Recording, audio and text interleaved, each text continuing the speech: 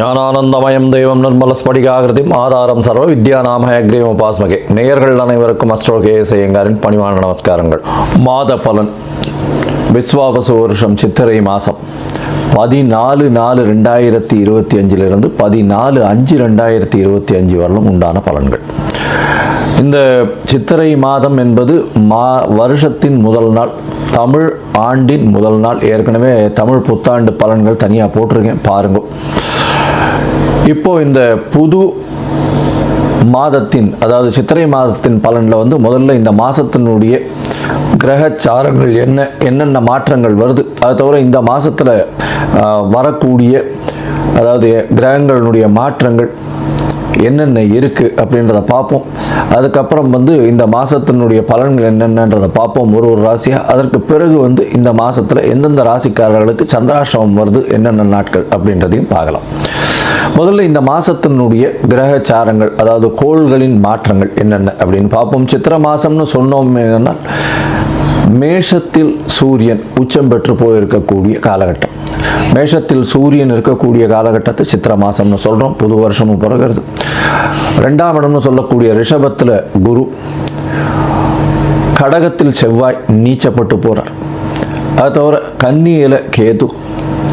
இந்த மாதத்தில் சனி பகவான் சித்திரை மாதத்தில் கும்பத்தில் ஆட்சி பெற்ற மூல திரிகோண வீட்டில் இருக்கார்.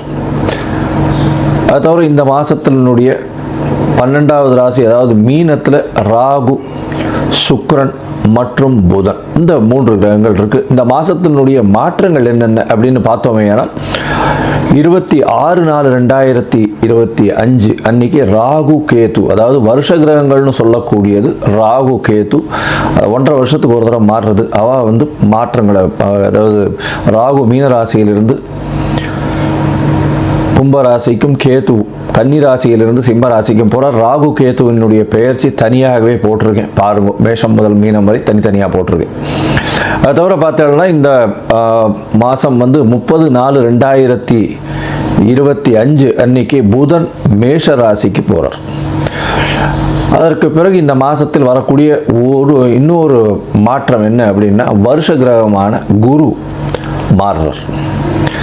எப்போ அப்படின்னா 11/5/2025 அன்னைக்கு மாறுறார். இது இந்த மாதத்தினுடைய கிரகச்சாரம். இந்த மாதத்தில் வரக்கூடிய விசேஷ நாட்கள் அப்படின்னு பார்த்தாலேயானால் 23/4/2025 அன்னைக்கு வாஸ்துன்னு சொல்லும்பொழுது வாஸ்து புருஷன் கண் விழிக்கும் நேரம் 8:04 9:34 வரலாம். 1.5 மணி நேரம் கண்ணு முழுகிறார், அதாவது 90 நிமிஷங்கள். சூரிய உதயத்திலிருந்து இதை கணக்கு பண்ணிக்கணும். அதை தவிர பார்த்தாலேயானால் வாஸ்து கண் விழிக்கும் பொழுது எந்த ஒரு தோஷமும் கிடையாது. அதாவது அந்த காலகட்டத்தில் அடிக்கல் போடுறது, அதாவது மனை சாஸ்திரம் அடிக்கல் போடுறது, அதை தவிர புதுசாக வீடு கட்டுறதுக்கு ஆரம்பிக்கிறது, பெரிய கன்ஸ்ட்ரக்ஷன் போடுறது, பத்திரங்கள் பதிவு பண்ணுறது, இந்த மாதிரியான விஷயங்கள் பண்ணும் பொழுது நல்ல ஒரு ஏற்றங்கள் கிடைக்கும். அதை தவிர வீட்டுக்கு வாசக்கால் வைக்கிறது, இதெல்லாம் வாஸ்து நேரத்தில் பண்ணுவது மிகவும் சால சிறந்தது. வாஸ்து கண் விழிக்கும் நேரத்தை 5 பிரிச்சிருக்காங்க, 18 நிமிஷமாக.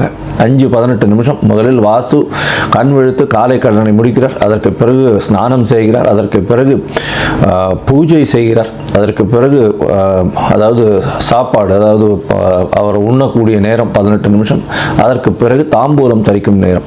இந்த உண்ணக்கூடிய நேரத்திலையும் தாம்பூலம் தரிக்கும் நேரமான கடைசி 36 நிமிஷம், அதாவது 8:58 9:34 வரலும் இருக்கக்கூடிய நேரத்தில் செய்யக்கூடிய அனைத்து வேலைகளும், அதாவது கன்ஸ்ட்ரக்ஷனுக்குன்னு அந்த இது எந்த ஒரு சிவில் கன்ஸ்ட்ரக்ஷனாக இருந்தாலும் அது வெற்றியை கொடுக்கும் அப்படின்றது சொல்கிறேன். அதனால் வாஸ்து ரொம்பவும் முக்கியமான விஷயம். சரி, இந்த மாதத்தில் வரக்கூடிய மற்ற விஷயங்கள் என்ன அப்படின்னா, 25/4/2025 ரமண மகரிஷி, திருவண்ணாமலையில் ரமண மகரிஷியினுடைய 75வது ஜெயந்தி. அதற்கு பிறகு 27ஆம் தேதி கள்ளழகர் ஆற்றுல இறங்குறார். 27/4/2025 அன்றைக்கி அமாவாசை வேறு. அதற்கு பிறகு பார்த்தாலேயானால் 30/4/2025 அன்னைக்கு அக்ஷய திருத்தியை. அக்ஷய திருதினா வளர்புரை திருதியை, அதாவது அமாவாசைக்கு அடுத்து வரக்கூடிய 3ஆவது நாள் அக்ஷய திருதியை. இந்த துவரம்பருப்பு அதெல்லாம் வாங்கக்கூடிய நல்ல நாள். பொதுவாகவே தங்கம் வாங்கணும் அப்படின்னு வச்சுருக்காங்க, இப்போ அப்படிலாம் கிடையாது. துவரம்பருப்பு, வெல்லம், அடுத்தது கொஞ்சோண்டு உப்பு வாங்கினாலே வீடு சுபிக்ஷமாக இருக்கும், கவலைப்பட வேண்டாம். அது தவிர பார்த்தோம்னா 4/5/2025 அன்னைக்கு அக்னி நட்சத்திரம் ஆரம்பிக்கிறது. அக்னி நட்சத்திரம்ன்றது உச்சகரமான வெயிலை குறிக்கக்கூடிய கிட்டத்தட்ட ஒரு 28-29 நாள் ஆரம்பிக்கிறது.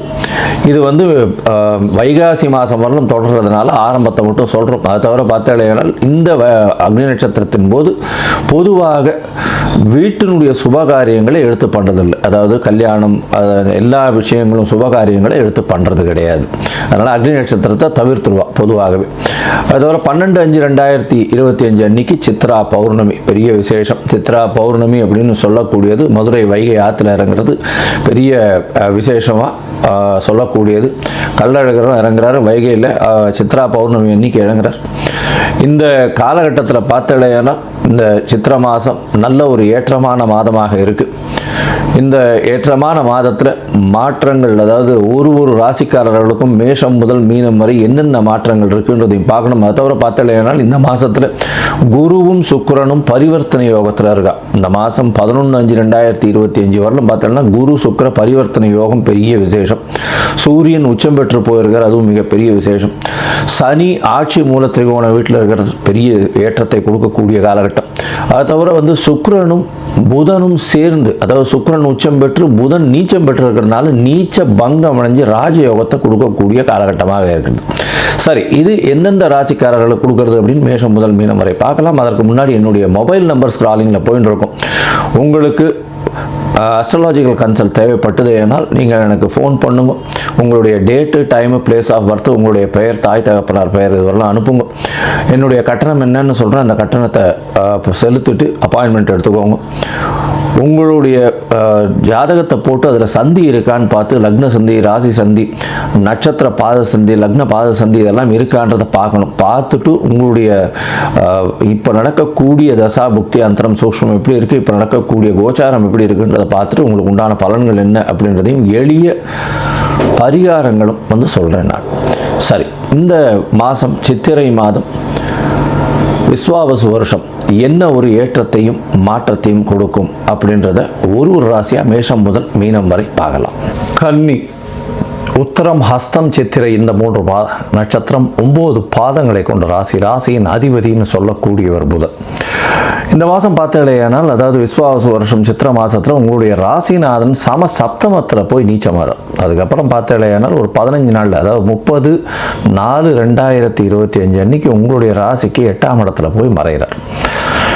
ரெண்டுமே பார்த்தீங்கன்னா நல்ல ஒரு ஏற்றம். அதாவது புதனை பொறுத்தவரையிலும் இப்போ வந்து நீச்சப்பட்டு நீச்ச பங்கம் அடைஞ்சு ராஜயோகத்தை கொடுக்க போகிறார். எப்படின்னா, உங்களுடைய ராசிக்கு 2ஆம் அதிபதியும் ராசிக்கு 9ஆம் அதிபதியுமான சுக்கிரன் சமசப்தமத்தில் உச்சம் பெற்று போயிருக்கார். இது வந்து நீச்சமான புதனுக்கு பெரிய ஏற்றம். இதன் மூலியமாக நீச்ச பங்கம் அடைகிறார். அதன் மூலியமாக பண வரவு அபரிமிதமாக இருக்கும். குடும்பத்தில் நல்ல ஒரு மகிழ்ச்சிகரமான செய்தி வரக்கூடிய வாய்ப்புகள் உண்டு. தந்தை மூலியமாக வரக்கூடிய சொத்துக்கள் வரக்கூடிய வாய்ப்புகள் நிச்சயமாக இருக்கும்.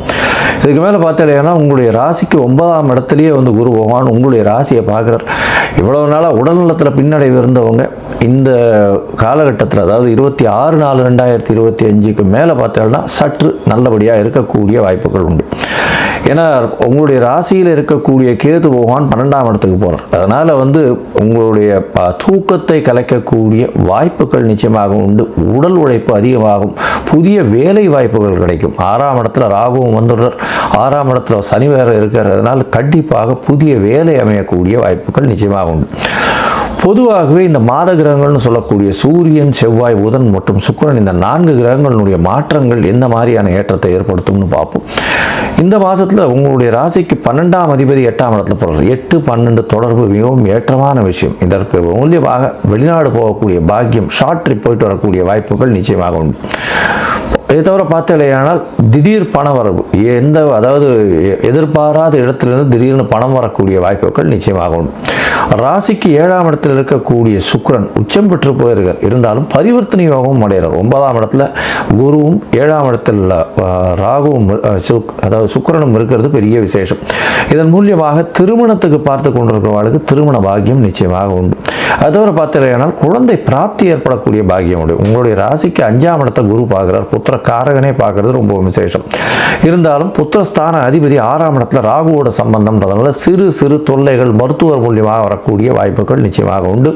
குழந்தை பிராப்திக்கு மருத்துவமனை இது பண்ணி தான் பண்ண வேண்டியது, அதாவது இன்டர்வென்ஷனல் லெவல்ஸில் பண்ணலாம் தான் பண்ண முடியும், அந்த மாதிரியான பொசிஷன்ஸ் வரும்.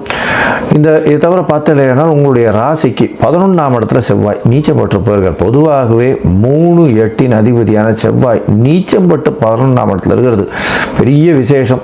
தன லாபங்கள் அதிகமாக இருக்கும், தொழிலில் பெரிய ஏற்றம் இருக்கக்கூடிய வாய்ப்பு, பண வரவிற்கு பஞ்சம் இருக்காது, புதிய வேலை வாய்ப்பு கிடைக்கும், எதிர்பாலினத்தவர் மூலியமாக நல்ல ஒரு ஏற்றம் கிடைக்கும், பார்ட்னர்ஷிப் பிஸ்னஸில் திடீர் யோகம் வரும். அது தவிர 6ஆம் இடத்துல சனி ராகு இருக்கிறதுனால புதிய கடன் வாங்குவீங்க, இவ்வளவு நாளாக இருந்த கடன் எல்லாத்தையும் கொடுத்து முடிப்பீங்க, அதெல்லாம் ஒரு பெரிய ஏற்றம் கிடைக்கக்கூடிய காலகட்டமாக அமைய போகிறது. இந்த காலகட்டத்தில் உங்களுடைய முயற்சிகள் நல்ல ஒரு ஏற்றத்தில் இருக்கும். இருந்தாலும் சில நாட்கள் முயற்சிகளை தள்ளி வைப்பது நல்லதுன்னு சொல்கிறோம். அந்த சில நாட்கள் சந்திராஷ்டம நாட்கள்னு சொல்கிறோம். இந்த சந்திராஷ்டம நாட்கள் இந்த கன்னியா ராசிக்காரர்களுக்கு 26/4, 27/4, 28/4, 29/4/2025 இந்த 4 நாட்கள். 29ஆம் தேதி அதிகாலையில் விடுறது, அதாவது ஒரு 5 மணி வரலும் இருக்குது. 26ஆம் தேதி அன்னைக்கு பார்த்தாலும் கார்த்தால ஒரு 2:30 மணி, எர்லி மார்னிங் ஒரு 2:30 மணிலேருந்து இருக்குது. இதனால் எந்த ஒரு விஷயமும் புதிய விஷயங்கள் எடுக்க வேண்டாம், வெளியூர் வெளிமாநில பிரயாணம் வேண்டாம், அது தவிர யாருக்கும் ஜாமீன் கையெழுத்து போடாதீங்க. இந்த மாதிரியான காலகட்டத்தை அவாய்ட் பண்ணுறது ரொம்பவும் நல்லது. ஒருவேளை நீங்கள் பண்ண வேண்டிய கட்டாயத்தில் இருந்து இல்லையானால் சந்திர பகவானுக்கு உண்டான எளிய பரிகாரம்னு சொல்லக்கூடிய இந்த துவாதசி அன்னைக்கு கோசாலைக்கு போய் அகத்திக்கீரை கொடுத்துட்டு வாங்க. இந்த பசுவுக்கு நல்ல ஒரு ஏற்றம் கிடைக்கக்கூடிய காலகட்டமாக அமையும். சரி, மொத்தத்தில் பார்க்கும்பொழுது இந்த கன்னியா ராசிக்காரர்களுக்கு நல்ல ஒரு ஏற்றம் இருக்கும். உடல் நிலையில் சற்று ஏற்றம் இருக்கக்கூடிய காலகட்டம். எடுத்த காரியங்கள் நினைத்த இடத்தில் நினைத்த நேரத்தில் நடக்கக்கூடிய வாய்ப்பு. கல்யாணம் நிச்சயமாக கைகூடக்கூடிய வாய்ப்புகள் உண்டு. எதிர்பாலினத்தவர் மூலியமாக நல்ல ஒரு ஏற்றம், குழந்தை பிராப்தி ஏற்படக்கூடிய பாக்கியம் உண்டு. குடும்பத்தில் சந்தோஷமான நிகழ்ச்சிகள் நடக்கக்கூடிய வாய்ப்புகள் உண்டு. வெளிநாடு வெளியூர் போகக்கூடிய பாக்கியம் நிச்சயமாக இருக்கும். உங்களுடைய ராசிக்கு 8ஆம் அதிபதி 11ஆம் இடத்தில் நீச்ச போடுறதுனால மறைந்த இடத்திலிருந்து திடீர் பண வரவு வரக்கூடிய வாய்ப்பு. வெளிநாடு போகிறவர்களுக்கு ஜாக்பாட் அடிக்கக்கூடிய வாய்ப்புகள் உண்டு. புதிய கடன் வரக்கூடிய வாய்ப்பு, பழைய கடன்கள் எல்லாம் கொடுத்து முடிக்கக்கூடிய வாய்ப்பு, போட்டித் தேர்வு போட்டி விஷயங்களில் நிச்சயமான வெற்றி கிடைக்கக்கூடிய காலகட்டம். ராசிக்கு சப்தமத்தில் ராசியின் அதிபதி நீச்சம் பெற்று இருக்கிறதுனால சற்று உடல்நிலையில் பின்னடைவு இருக்கும். மன கிளேசங்கள் வரக்கூடிய வாய்ப்புகள் உண்டு.